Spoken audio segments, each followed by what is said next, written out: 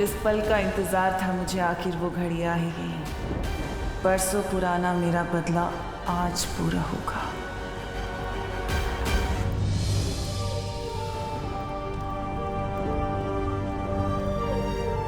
नेत्रपरी, तुम्हारा बलिदान व्यर्थ नहीं जाएगा।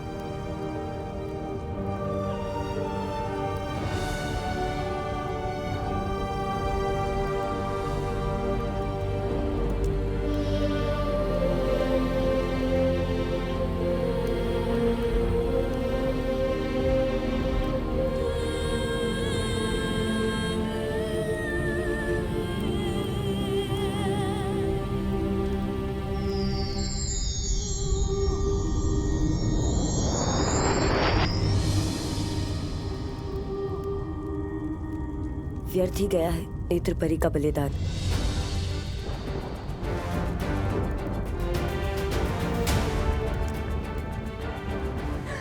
बालवीर, क्यों नहीं रोका उन लोगों को? ये जानते हुए भी कि अगर तुम्हारे उत्तराधिकारी का वीर स्नान नहीं हुआ, तुम जीवित नहीं रहोगे। ध्वनि परी, मैं पहले ही बहुत परियां खो चुका हूं। अब और परियां नहीं खो सकता मैं। बालवीर, कुछ परीक्षाएं बलिदान मांगती है। तुम्हारा कर्तव्य सिर्फ परियों को बचाना नहीं, बल्कि पूरे विश्व को बचाना है। और उस माँ का क्या बालवीर, जिससे तुम वादा करके आए थे कि तुम उसके बेटे पे कोई आँच नहीं आने दोगे? क्या जवाब दोगे अब उस माँ को?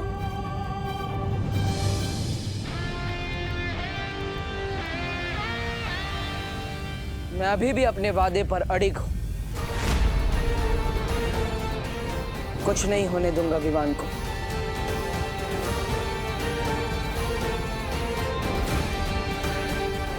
लेकिन बालवीर, विवान तिम्नासा के कब्जे में है, और कहे तिम्नासा विवान को नुकसान नहीं पहुंचाएगी। जरा सोची, धरती लोक पर वो हमेशा हमारे साथ नेत्रपरी के रूप में थी। उद्वंशक से लड़ते समय उसने अपनी जान की बाजी लगा दी, लेकिन विवान को सुरक्षित रखा। इसका मतलब तिम्नासा को विवान जिंदा चाहिए।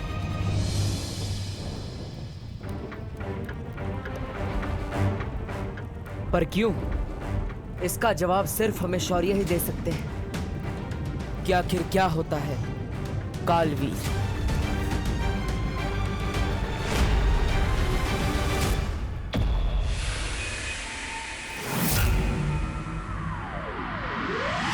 कालवीर वो शक्ति है जो इस दुनिया को खत्म कर देगी। अगर बालवीर के उत्तराधिकारी का काल स्नान होता है तो वो बालवीर नहीं, कालवीर बनेगा।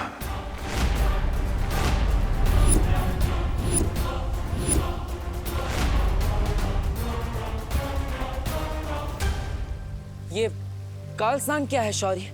काललोक की सर्वशक्ति की पूजा है काल स्नान।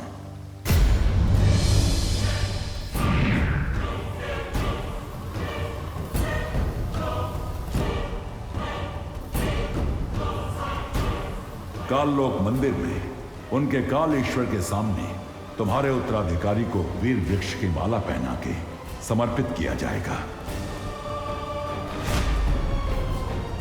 और फिर पाप से भरे उनके काल जल में तुम्हारे उत्तराधिकारी को काल स्नान कराया जाएगा।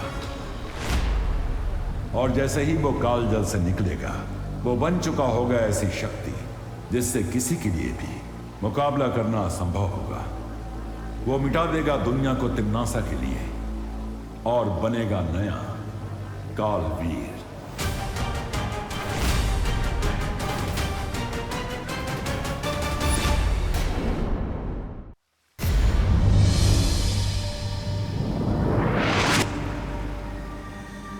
और सबसे दुख की बात यह होगी कि जैसे ही तुम्हारे उत्तराधिकारी का शरीर काल जल को छुएगा, उसी क्षण तुम्हारी मृत्यु हो जाएगी।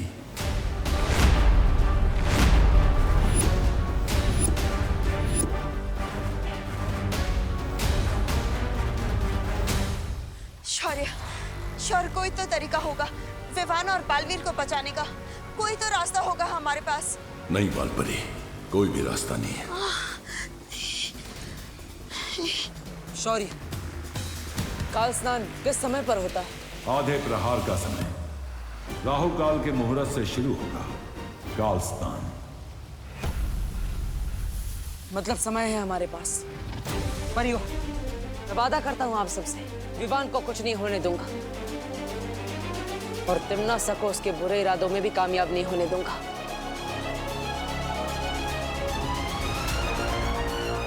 तिम्नासा को रोकने का एक तरीका है मेरे पास।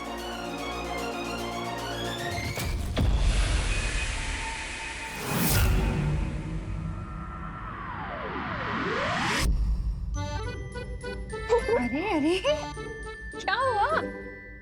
हिलो नहीं, सीधे बैठो। चंपी करने से रात को नींद अच्छी आती है।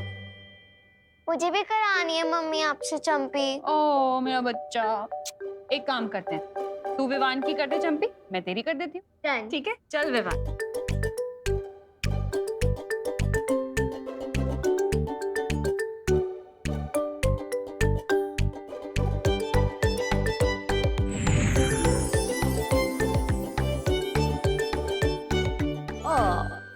कितनी प्यारी होती है ना दुनिया की माएं। बच्चे को इतनी अच्छी नींद आए इसलिए वो उन्हें चंपी करती है। वाह, लेकिन माँ की अच्छी नींद का क्या? इन्हें तो मैं चंपी करती हूँ।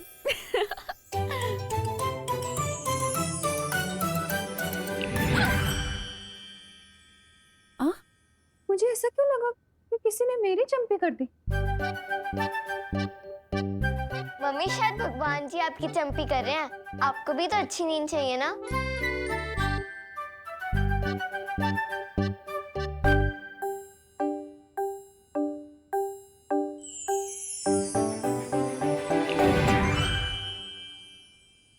ये क्या हो रहा है? फिर से लगा किसी ने मेरी चंपी की। ये क्या? मस्ती मत करो। तुझे लग रहा है मैं मस्ती कर रही हूँ? नहीं नहीं मम्मी, वो क्या है ना, बच्चों को खुश देखी मम्मी को भी खुशी मिलती है और हमें चंपी मिलती थी, आपको भी चंपी महसूस हो रही है। सही कहा ना मैंने? हाँ मम्मी, ये सही कह रहा है। तू धरने के बाद बातें भी बहुत प्यारी करने लग गया थी। अरे मुझे चंपी नहीं चाहिए, मुझे तो बस यही चाहिए कि मैं अपने दोनों प्यारे बच्चों को अपने पास सुकून से सोता हुआ देख सकूं, बस।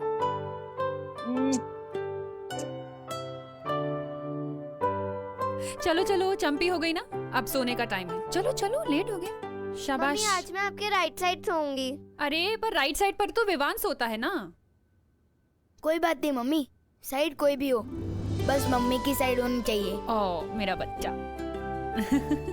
चल सोते हैं।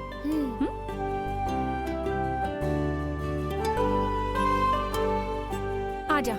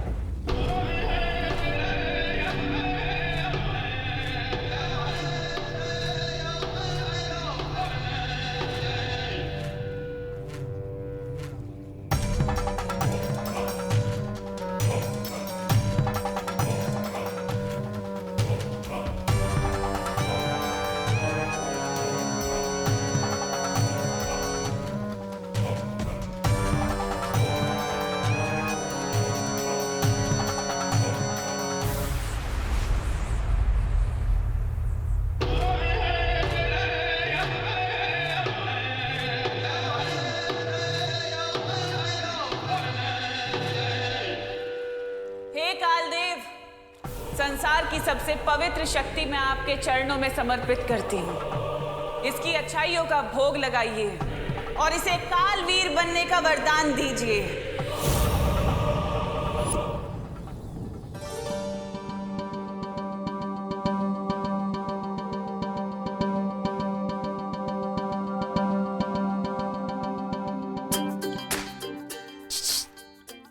डुबा डुबा, देखा पृथ्वी पे रहने के फायदे? माँ का प्यार, माँ के हाथों की चंपी और माँ के हाथों के समोसे। कितना कुछ मिलता है ना यहाँ। हाँ, लेकिन इस प्यार का असली एकतर तो सिर्फ विवान ही है। और बस मैं यही चाहता हूँ कि विवान जहाँ भी हो एकदम सुरक्षित हो और जल्द से जल्द अपनी मम्मी के पास आ जाए।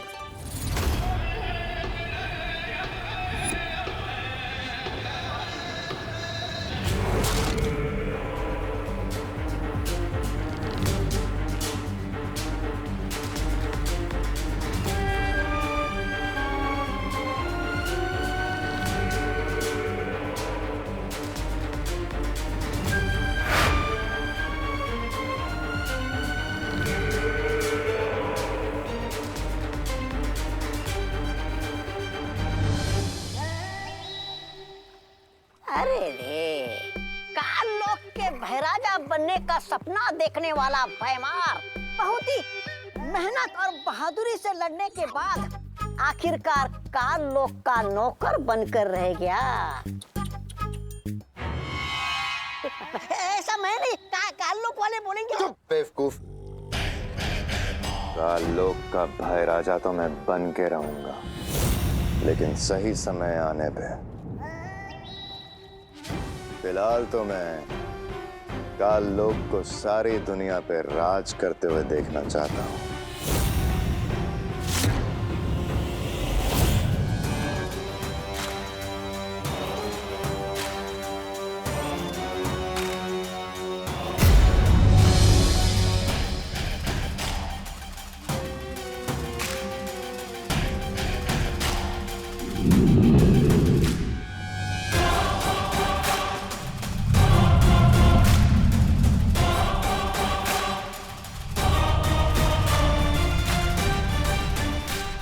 काल स्नान संपन्न होने तक ना ही कोई यहाँ आसमान से उतर पाएगा और ना ही कोई यहाँ की जमीन को छू पाएगा।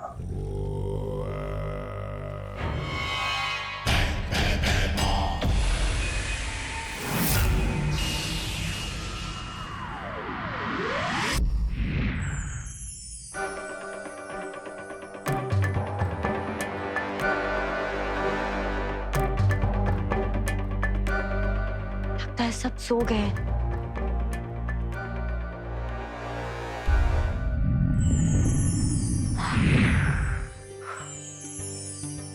हस्ती परी,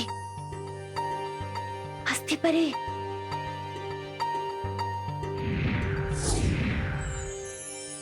क्या हुआ ध्वनि परी? क्या हुआ? लंबाई में तो ये लड़का ठीक ही है, पर चौड़ाई में थोड़ा कम है। मेरी हथवा खुल के फैल नहीं पाती। हाँ।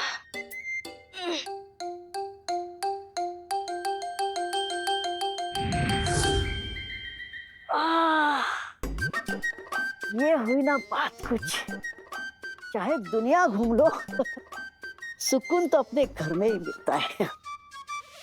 क्या हुआ ध्वनि परी? वीरलोक में सब ठीक तो है ना? और हमारा नया बालवीर वो कैसा है? मस्ती परी, नेत्र परी नहीं रही।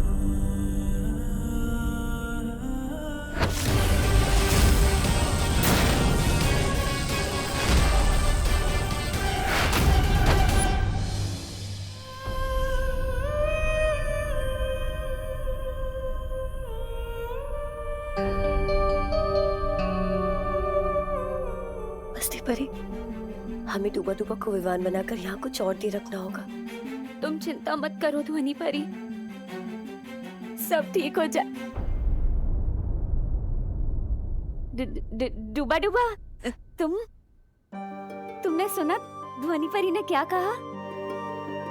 तुम्हें बस कुछ ही देर पृथ्वी पर रहना होगा, बस कुछ ही देर। हाँ, बहाने मारने की कोई जरूरत नहीं है मस्ती परी, मैंने सब सुन लिया है। नेत्र परी हमें छोड़कर चली गई। बालवीर इतनी मुसीबतों का सामना कर रहा है।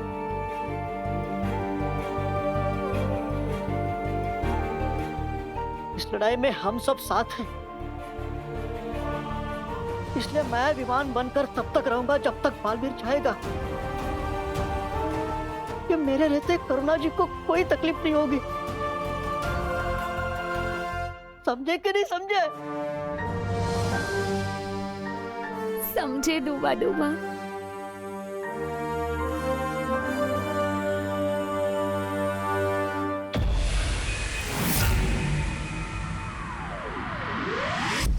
तुम्हारी योजना में खतरा बहुत है बालवीर। काल लोक इस समय अभेद्य होगा। सबसे बड़ा खतरा तो तब होगा जब मैं बालवीर होते हुए भी काल लोक जाने से डर जाऊंगा। चाहे कुछ भी हो जाए, मैं विवान को बचाने के लिए काल लोक जरूर जाऊंगा। चाहे कुछ भी हो जाए, मैं विवान को बचाने के लिए काल लोक जरूर जाऊंगा। माँ, मुझे आशीर्वाद दीजिए।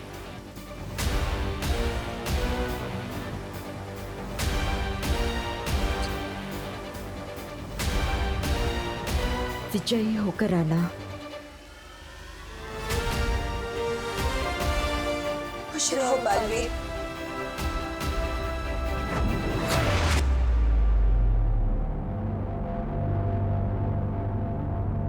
कौन है?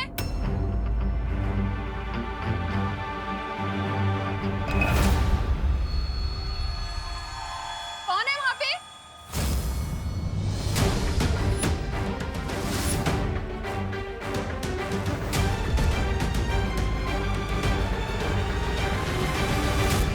विवान, क्या कर रहे तू यहाँ इतनी रात को? हाँ, तो ठीक है ना?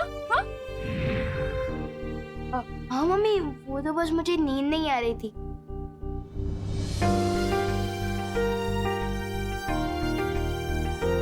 तू बिस्तर पे नहीं दिखा तो सारे घर में ढूंढा तुझे, नहीं मिला तो कितना डर गई थी मैं, जान निकल गई थी मेरी। आप चिंता मत करो मम्मी, जब तक आप मेरे साथ हो मेरे साथ कुछ बुरा नहीं हो सकता। चल, सोने चलते हैं।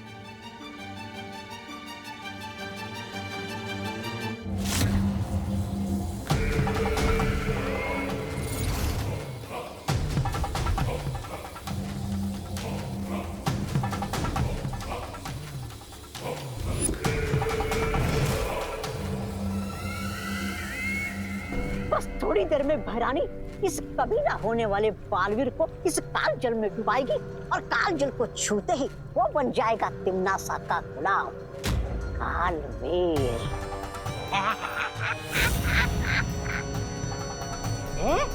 अरे ये कहते हैं मेरे दिमाग में एक जोरदार योजना आई है।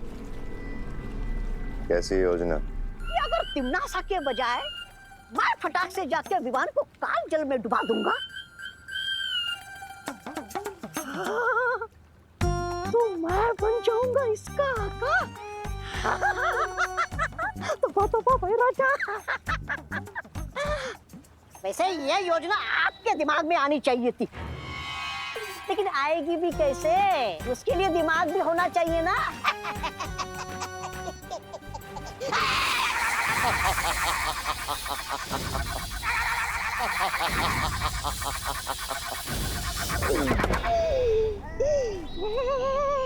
बेवकूफ, इस रेखा को लांघने की कोशिश मत करना।